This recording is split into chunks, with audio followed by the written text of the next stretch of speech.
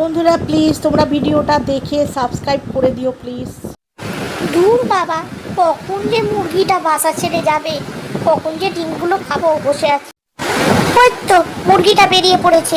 মুরগিটা থাকলে না ডিম চুরি করা যায় না, বড় কামড়ে দেয়। এবার যাই ডিম খেতে। এই মোরগ সর, আমি ডিমগুলো খেয়ে নি।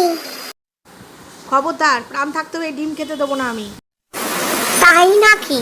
নে তোকে তাহলে আগে প্রাণে মেরে আগে চিবিয়ে খাই, দেখ তবে। এরপর দুষ্টু শিয়াল ডিম অন্যদিন খাবো বলে চলে গেল। হায় হায়, কি হলো? আমার মোরগকে কে খেয়ে গেলো? হায় হায়, তাকে আমি ছাড়বো না। একটু বেরিয়েছি, ব্যাস এই কাণ্ড। মুরগির কান্না শুনে শিয়ালটা ভালো মুখ করে এসে বলল, কি হয়েছে, কি হয়েছে মুরগি বোন, কাঁদছো কেন? আমি একটু বেরিয়েছি আর তখনই কে এসে মোরগকে খেয়ে নিল। হায় হায়। মা, তাই তো, কে খেয়ে গেল কে জানে।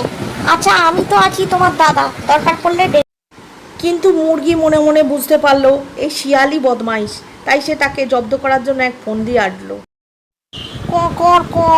পাজি শিয়াল, তুই যতই ভালো মানুষই দেখাস, আমি জানি তুই আমার মোরগকে হত্যা করেছিস, তোর আমি ব্যবস্থা করবই। এদিকে কয়েক মাস যেতে না যেতেই মুরগি আবার ডিম দিল, কিন্তু সে মনে মনে খালি শিয়ালকে কি করে জব্দ করা যায় তাই ভেবে চলল।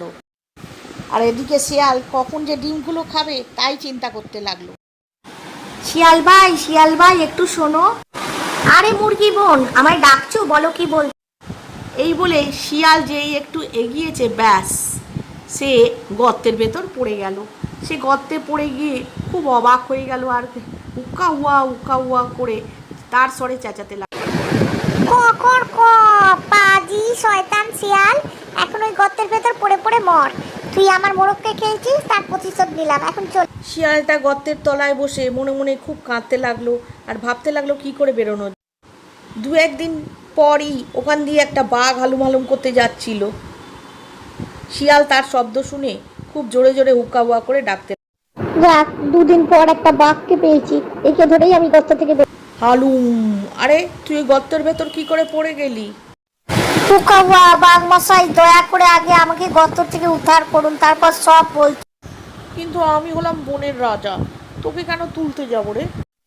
আগে আপনি যদি আমাকে তুলে দেন, তাহলে আপনাকে একটা নতুন আস্তানার সন্ধান দিতে পারি, যেখানে এই শীতকালটা আপনি খুব ভালোভাবে কাটাতে পারবেন।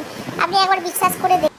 বাঘ একটা আস্তানার খুব দরকার ছিল, তাই সে কোনো ক্রমে শিয়ালকে উদ্ধার করলো। তারপর শিয়াল তাকে বলল, আগে হুজুর এখান থেকে 7 মাইল দূরে বাঁ দিকে হেঁটে যান, তাহলেই পেয়ে যাবেন আপনার গুহা।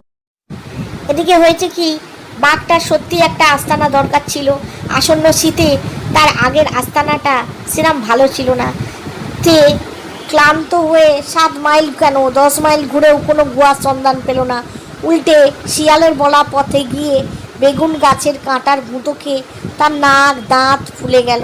সে তখন খুব রেগে গেল আর রেগে মেগে বলল, বেটা পাজি মিথ্যাবাদী শিয়াল, আমার বেগুন খেতে ঢুকে নাক মুখ ফুলে গেল আর গুহাও খুঁজে পেলাম না, দাঁড়া তোকে দেখাচ্ছি মজা। এদিকে মিথ্যেবাদী শিয়ালটা তখনই জঙ্গল ছেড়ে অন্য জঙ্গলের দিকে ছুটতে লাগলো, কারণ সে নিজেও জানতো বাঘ কোনো গুহার সন্ধান পাবে না, আর না পেলেই তখন তাকে চিবোতে আসবে। আমার প্রিয় প্রিয় বন্ধুরা, চ্যানেলটা প্লিজ সাবস্ক্রাইব করে দিও।